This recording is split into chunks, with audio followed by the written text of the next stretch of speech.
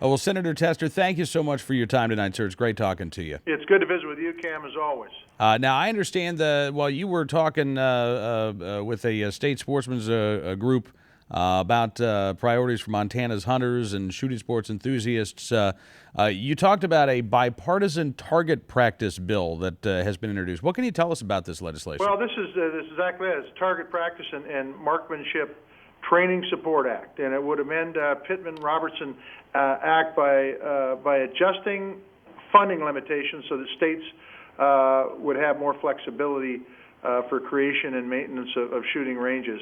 And we've seen a decline in the ability of access to these shooting ranges, and this is going to help.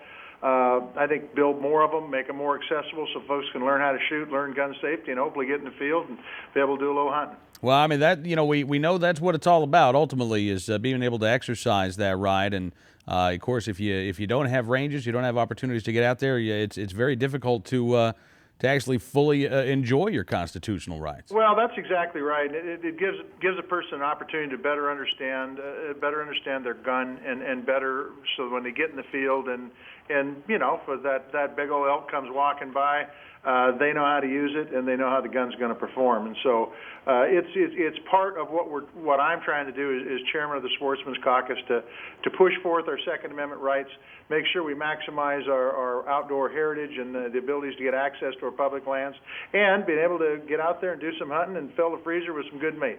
Absolutely. So, again, the bill would just allow states greater flexibility in how they're spending the Pittman-Robertson funds? Yeah, it would also encourage federal land agencies like the Forest Service or the Bureau of Land Management to cooperate with the state and with the local authorities to be able to maintain target ranges on these federal lands and continue their use. It also would limit the liability exposure to those federal land agencies. And I think that all those things are all positive, and I think that the Pittman-Robertson funds they're allotted to a state.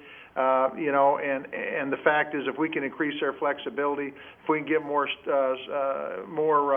shooting ranges lined up so people can get access to them, I really do think, Cam, that this is a win-win-win for folks. And so, and that the Pittman-Robertson funds is paid for by excise tax on guns and ammo. So this is money that's paid for by the sportsman, and it's just recycled right back into opportunities for the sportsman. Well, listen, I can't argue with that, and I hope that the bill makes some swift progress. Are you still seeking co-sponsors in the Senate right now? You bet we are. It's S1249 is the number of the bill, and we're taking the more the merrier. Senator Udall out of Colorado is the chief sponsor, but we're taking every sponsor we can get. The more we get, the better chance we got of pushing this thing through the process. All right. Well, Senator, thank you again for coming on the program. Great talking to you, sir. Cam, as always, my pleasure. Thank you. Senator John Tester joining us from Big Sky Country, the great state of Montana, here on Cam and Company.